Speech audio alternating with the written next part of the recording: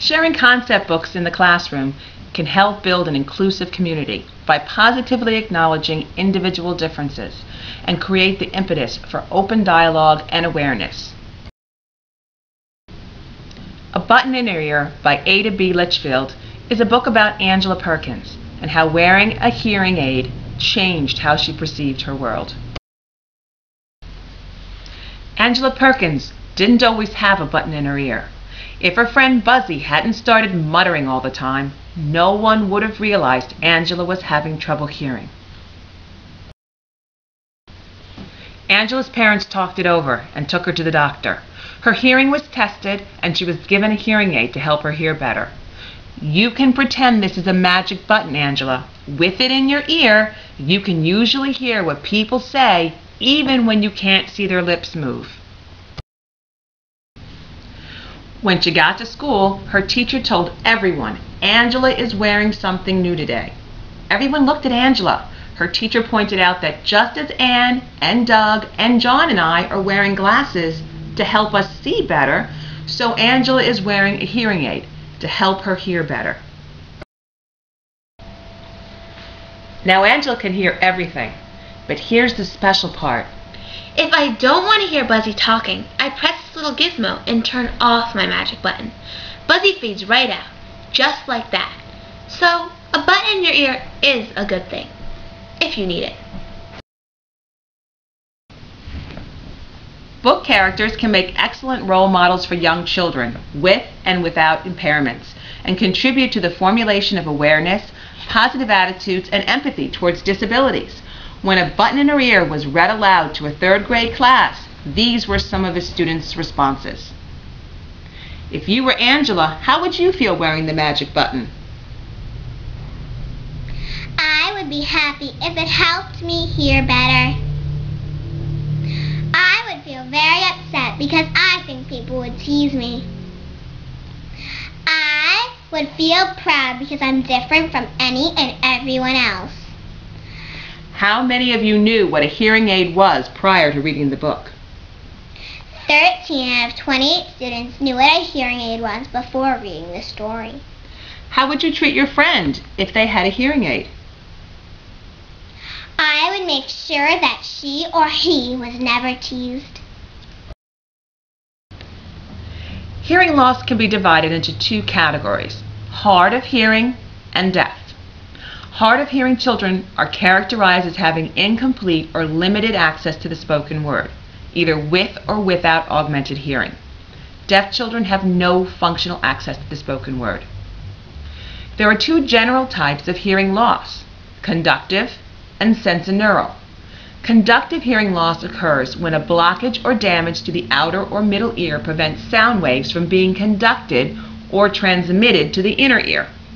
Conductive hearing loss can be temporary, for example, when there's a change in air pressure. When the conductive hearing loss is permanent, it can often be corrected with hearing aids or surgery. When the hearing loss is sensorineural, damage has occurred not in the outer or middle ear, but in the inner ear or auditory nerve. Unlike conductive hearing loss, where the hearing loss is even and the same across differing speech frequencies, sensorineural hearing loss is uneven and difficult to correct with the use of hearing aids. Most sensory hearing loss is due to poor hair cell function. The hair cells may be abnormal at birth or damaged during the lifetime of an individual. The student's IEP should be used to prioritize adjustments and accommodations.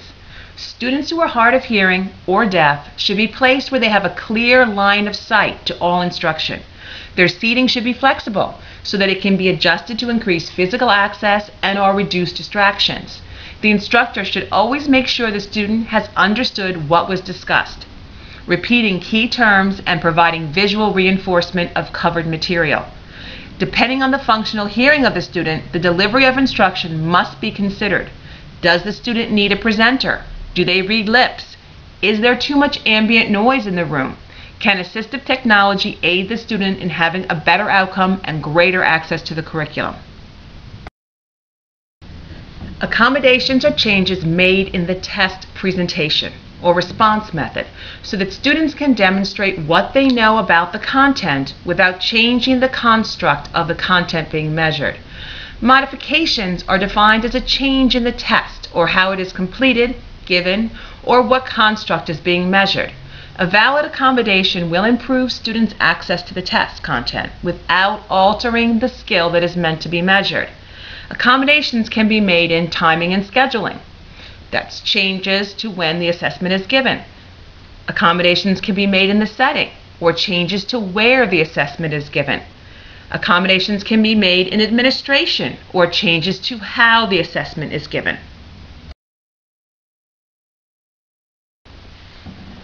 This graph, done by the National Survey of Accommodations and Alternative Assessments for students who are deaf or hard of hearing, shows that extended time, the use of an interpreter, and a separate room are the most frequently used accommodations for standardized assessments in reading and math for students who are deaf or hard of hearing. The most prevalent form of alternative assessments used for assessing mastery of content standards, as required by No Child Left Behind, for students who are deaf or hard of hearing, includes out-of-level testing. This is where a student who is in one grade is assessed using a test designed for a student in a lower grade, work samples, and curriculum-based assessments. Open communication with the family is essential in providing necessary support and information. Understanding the cause and onset of the hearing loss, as well as the amount of residual hearing the student possesses, is imperative to providing both the services and accommodations necessary for the student to better access the general curriculum. Helping students with hearing loss learn in the least restrictive environment requires understanding what form of communication they've been exposed to in their past, as well as which one best facilitates their individual learning needs: oral, sign language, or a combination of both. Determining the accommodations, modifications, and services for students with hearing loss involves more than just an understanding of their functional deficits. It involves understanding the cultural aspects that set them apart. Using a variety of modes of communication helps individual students develop both their expressive and receptive use of language. For many, to be deaf is not a disability. It's just another way of being. There's nothing that needs fixing, and hearing impaired is not a suitable synonym. Sound and speech aren't the goal. Communication is.